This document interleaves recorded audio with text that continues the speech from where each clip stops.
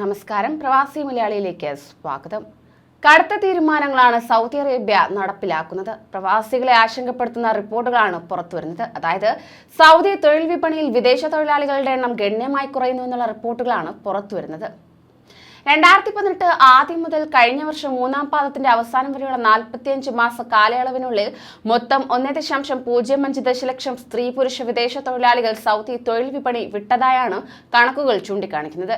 ഇതാകെ വിദേശ തൊഴിലാളികളുടെ 10.12% വിലയിരുത്തപ്പെടുന്നത്. 2018 മുതൽ പ്രവാസികൾക്ക് പ്രത്യേക ലെവി തുക ഏർപ്പെടുത്തിയതോടെയാണ് വിദേശികളുടെ കൊഴിഞ്ഞു പോക്കിനാക്കം കൂട്ടിയിരിക്കുന്നത്. 2018 ഒരു ജീവനക്കാരന് പ്രതിമാസം 400 റിയാലായിരുന്നു ലെവി തുകയായി ഈടാക്കിയിരുന്നത്. ഇത് 2019 600 റിയാലായും 2020 മുതൽ 800 റിയാലായും ഉയർത്തുകയും ചെയ്തു.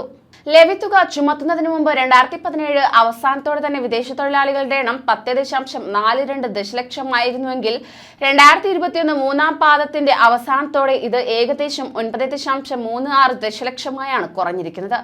അതേ കാലയളവിൽ 2017 അവസാനത്തോടെ തന്നെ 3.16 ദശലക്ഷമായിരുന്ന സൗദി തൊഴിലാളികളുടെ എണ്ണം 3.34 ദശലക്ഷമായി ഉയർന്നിട്ടുണ്ട്.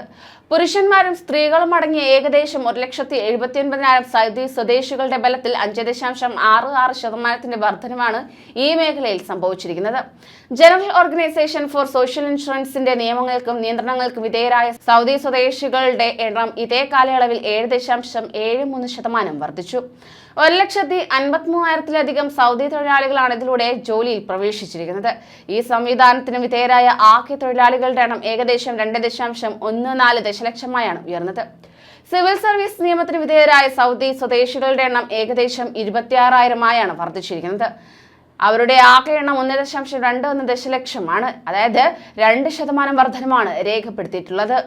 സ്വദേശിവൽക്കരണം വീണ്ടും കർശനമാക്കുന്നതോടെ കൂടുതൽ പ്രവാസികളുടെ കൊഴിഞ്ഞുപോക്കിന് സാധ്യതയുണ്ടെന്ന് അധികൃതർ വിലയിരുത്തപ്പെടുന്നുണ്ട്. ഈ ഒഴിവുകളിലേക്ക് സ്വദേശി പൗരന്മാരെയാണ് സൗദി അധികൃതർ നിയമിക്കാനിരിക്കുന്നത്.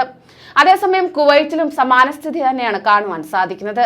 കുവൈറ്റിലെ പൗരന്മാർക്ക് അനുസൃതമായ തസ്തികയിൽ നിന്നും പ്രവാസികളെ ഒഴിവാക്കുകയാണ്. ഇവരുടെ തൊഴിൽ പെർമിറ്റ് പുതുക്കി നൽകില്ലെന്നും അധികൃതർ അറിയിച്ചു കഴിഞ്ഞു. കൂടുതൽ പ്രവാസി വാർത്തകൾക്കായി ഈ ചാനൽ സബ്സ്ക്രൈബ് ചെയ്യൂ.